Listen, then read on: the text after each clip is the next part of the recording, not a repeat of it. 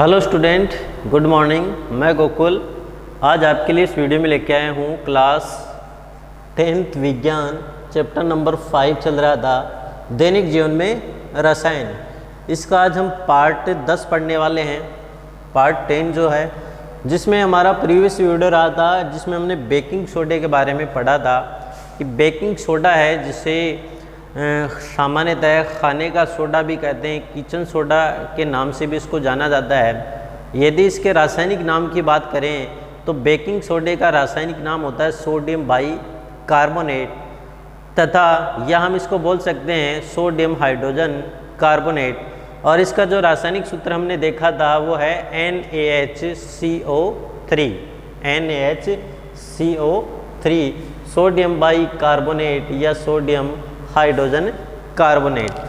और उसके हमने निर्माण के बारे में भी देखा था कि सोडियम हाइड्रोजन कार्बोनेट का निर्माण कैसे करते हैं। तो उसके लिए हमने जाना था कि NaCl के जलीय विलयन में CO2 और अमोनिया गैस प्रोवाइड करके NaHCO3 यानी सोडियम बाई कार्बोनेट या बेकिंग सोडे का निर्माण कर सकते हैं। इसी के साथ हमने एक अन्य विधि देखी थी कि सोडियम कार्बोनेट के जलीय विलयन में CO2 गैस प्रोवाइड करके भी हम बेकिंग सोडे का निर्माण कर सकते हैं। और अब हम आगे करने वाले हैं इसको, हम पढ़ेंगे इसके गुण। तो इसके गुण धर्म कौन कौन से हैं तो उसके बारे में हम चर्चा करते हैं। तो सबसे पहले इसका गुण है यह श्वेत क्रिस्टलीय ठोस होता है। यह श्वेत क्रिस्टलीय ठोस होता है। तो पहली बात तो ये ध्यान में रखनी है कि बेकिंग सोडा जो होता है वो श्वेत होता है, क्रिस्टलीय होता है और ठोस होता है। सेकंड, इसके गुण की यदि हम बात करें तो अगला इसका गुण होता है जल में अल्प विलेय होता है। जल में अल्प विलेय होता है, ठीक है। और थर्ड, इसके गुण की यदि हम बात करें तो जल में इसका विलयन क्षारीय होता है। जल में इसका विलयन क्षारीय होता है। किसका होगा? बेकिंग सोडा जो है जल में इसका विलयन क्या होगा?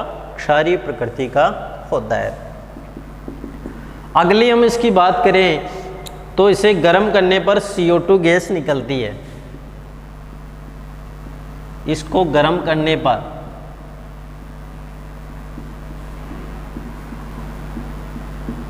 CO2 गैस निकलती है। कैसे निकलेगी?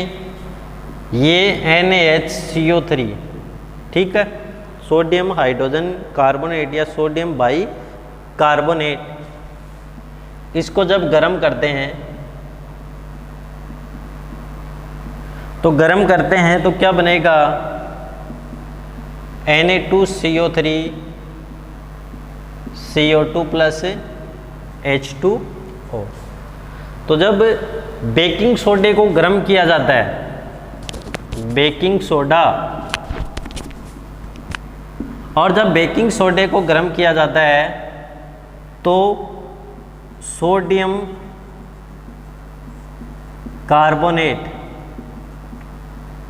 ये कौन सी गैस है? कार्बन डाइऑक्साइड, और जल का निर्माण होता है। तो ये आपको इसके गुण ध्यान में रखने हैं कि ये श्वेत क्रिस्टलीय ठोस होता है, जल में अल्प विलेय होता है, जल में इसका विलयन क्षारीय होता है, इसको गर्म करने पर ये CO2 गैस देता है। जैसे NaHCO3 बेकिंग सोडे को गर्म करते हैं तो ये सोडियम कार्बोनेट CO2 और H2O का निर्माण करता है, ठीक है। अब बात आती है इसके उपयोग की। इसका उपयोग कहाँ किया जाता है?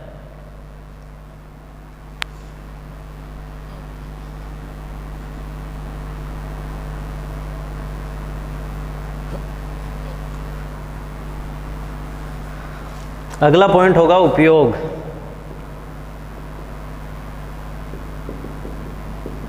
उपयोग की यदि हम बात करें तो सबसे पहले इसका उपयोग होता है खाद्य पदार्थों में बेकिंग पाउडर के रूप में।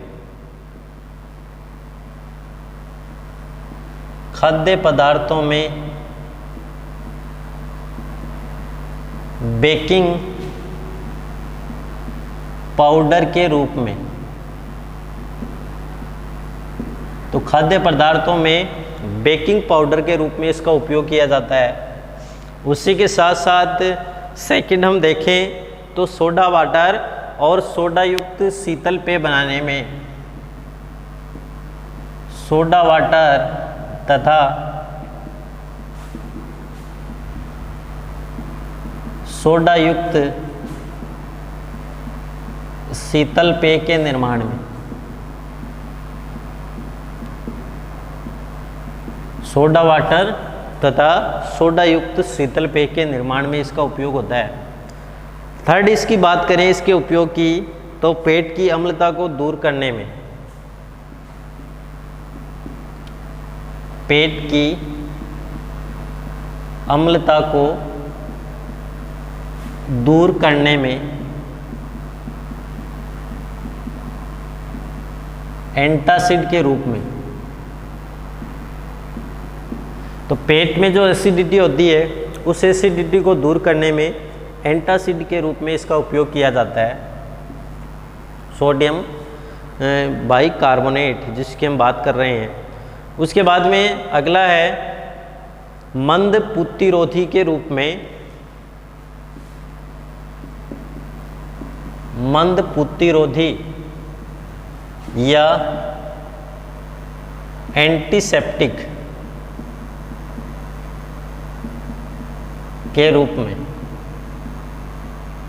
यानी धीरे धीरे क्या करता है, कोई भी खरोंच या मान लो एसिडिटी है तो उसमें मंद प्रतिरोधी के रूप में कार्य करता है। तो मंद प्रतिरोधी के रूप में भी इसका उपयोग जो है वो किया जाता है। अगला है प्रयोगशाला अभिकर्मक के रूप में, प्रयोगशाला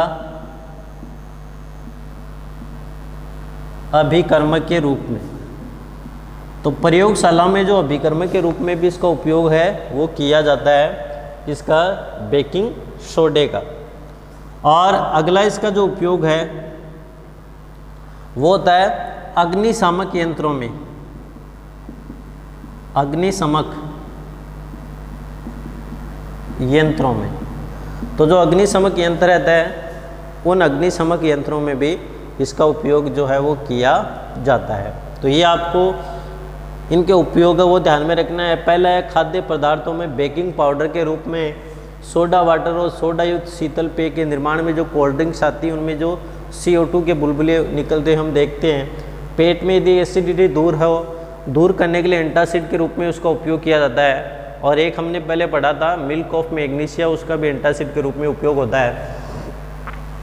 मंद प्रतिरोधी के रूप में इसका उपयोग होता है। प्रयोगशाला में अभिकर्मक के रूप में उपयोग होता है। और जो अग्निशामक यंत्र होते हैं उनमें CO2 प्राप्त करने के लिए इसका उपयोग है वो किया जाता है। तो ये आपको इसके उपयोग है वो ध्यान में रखने हैं। उसके बाद में अगला जो हमारा पॉइंट होगा उस अगले पॉइंट के अंतर्गत हम पढ़ेंगे धावन सोडा, सोडियम कार्बोनेट।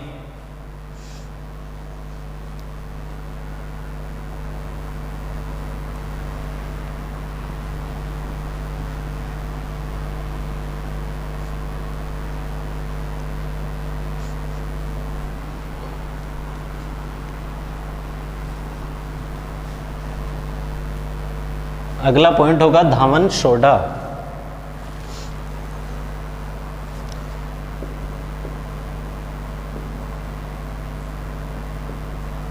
धावन सोडा सबसे पहले हम इसके सूत्र की बात करते हैं। इसका जो रासायनिक सूत्र होता है जिसे धोने का सोडा भी कहते हैं, सामान्य नाम इसका बोल सकते हैं। इसका सूत्र होता है Na2CO3 10H2। ये इसका रासायनिक सूत्र होता है Na2CO3 10H2O। इसका सामान्य नाम की यदि हम बात करें तो सामान्य नाम इसका होता है धोने का सोडा। कौन सा सोडा होगा? धोने का सोडा। तो इसका एक सामान्य नाम है धोने का सोडा। इसका रासायनिक नाम की हम बात करें तो इसका रासायनिक नाम होगा सोडियम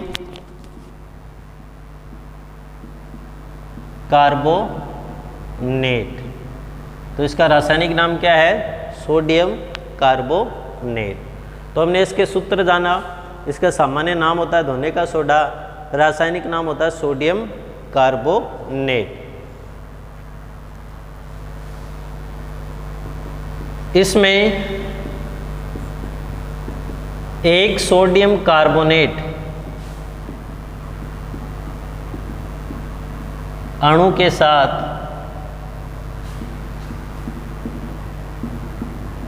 10 जल के अणु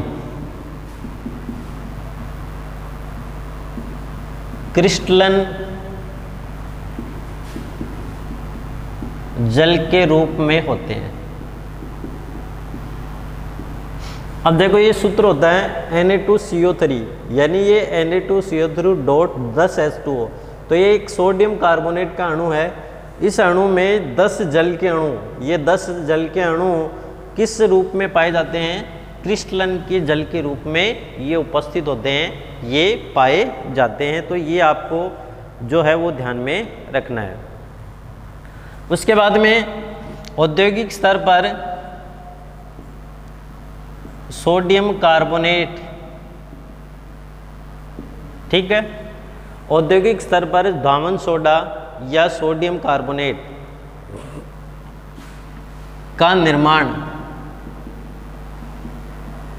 एक विधि है जिसका नाम है साल्वे विधि से किया जाता है।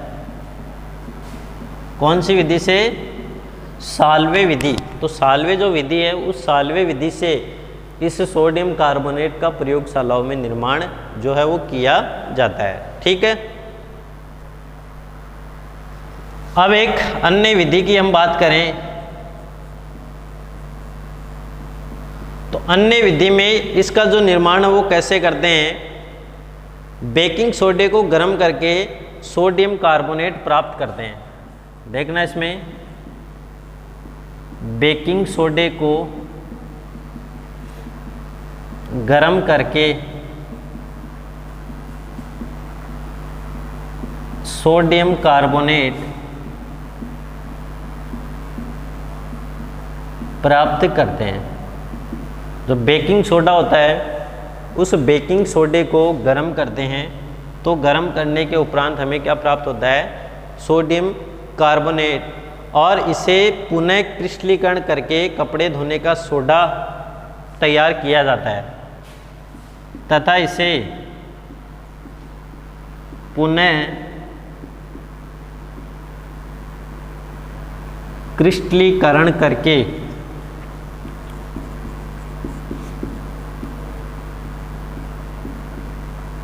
कपड़े धोने का सोडा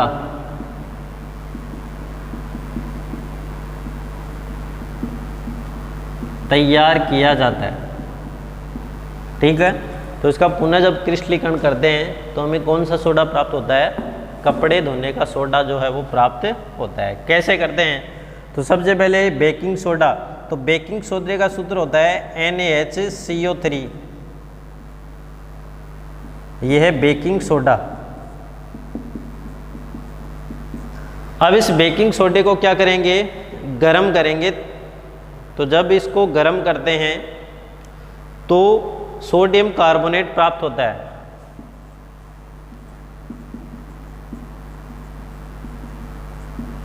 ठीक है। तो जब इसको गरम करते हैं तो क्या प्राप्त होगा? Na2CO3 plus H2O plus CO2, sodium carbonate प्राप्त होता है।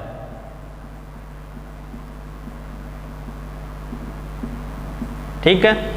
यानी बेकिंग सोडे को जब गर्म किया जाता है तो हमें क्या प्राप्त होता है? सोडियम कार्बोनेट प्राप्त होता है। ठीक। अब ये जो सोडियम कार्बोनेट है, इस सोडियम कार्बोनेट का क्या करते हैं? क्रिस्टलीकरण करते हैं। तो कैसे करेंगे? देखना इसमें Na2CO3 प्लस 10H2O। तो यहाँ पे हम क्या करवाएंगे? क्रिस्टलीकरण। और जब क्रिस्टलीकरण की अभिक्रिया करवाते हैं तो हमें धावन सोडे का निर्माण होता है। तो ये कौन सा सोडा हो गया? धावन सोडा। और ये क्या है? Sodium carbonate. Sodium carbonate. तो ध्यान से देखना, रासायनिक सूत्र Na2CO3 10H2O, सामान्य नाम धोने का सोडा, रासायनिक नाम सोडियम कार्बोनेट। तो सोडियम कार्बोनेट के एक अणु के साथ 10 अणु जल के क्रिस्टलन जल के रूप में होते हैं। अब इसका निर्माण साल्वे विधि से करते हैं। एक अन्य विधि है जिसमें बेकिंग सोडे को गर्म करते हैं। गर्म करने पर सोडियम कार्बोनेट प्राप्त होता है और इस सोडियम कार्बोनेट का पुनः क्रिस्टलीकरण करने से हमें कौन सा सोडा प्राप्त होता है? धावन सोडा प्राप्त होता है। ठीक है, तो ये हमने इसके निर्माण की विधि को जाना। अब अगला आता है इसके गुण। तो धावन सोडा है, इसके कौन कौन से गुण होते हैं तो उसके बारे में हम चर्चा करते हैं। उसके बाद में हम देखेंगे इसके उपयोग, धावन सोडे का उपयोग कहाँ कहाँ किया जाता है, तो वो हम आगे देखने का प्रयास करेंगे।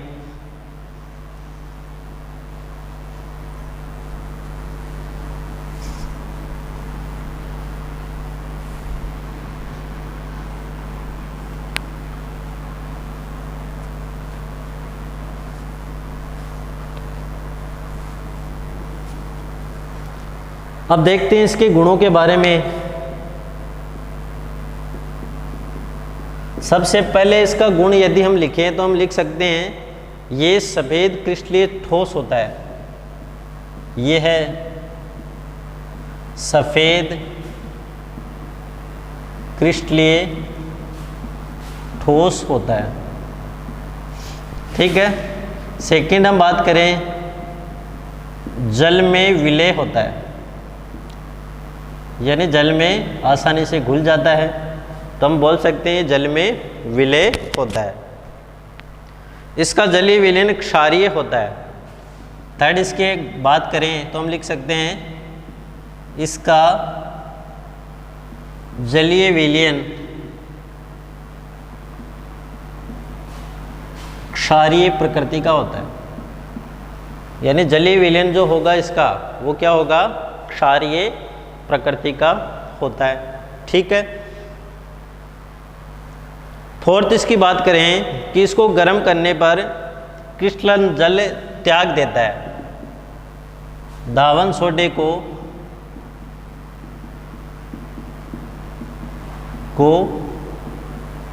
गर्म करने पर यह क्रिस्टलन का जल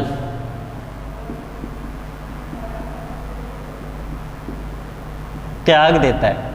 यानी जब इस सोडे को गर्म किया जाता है तो ये क्रिस्टलन का जल त्याग देता है तथा सोडा एस, इधर लिख दें, सोडा एस का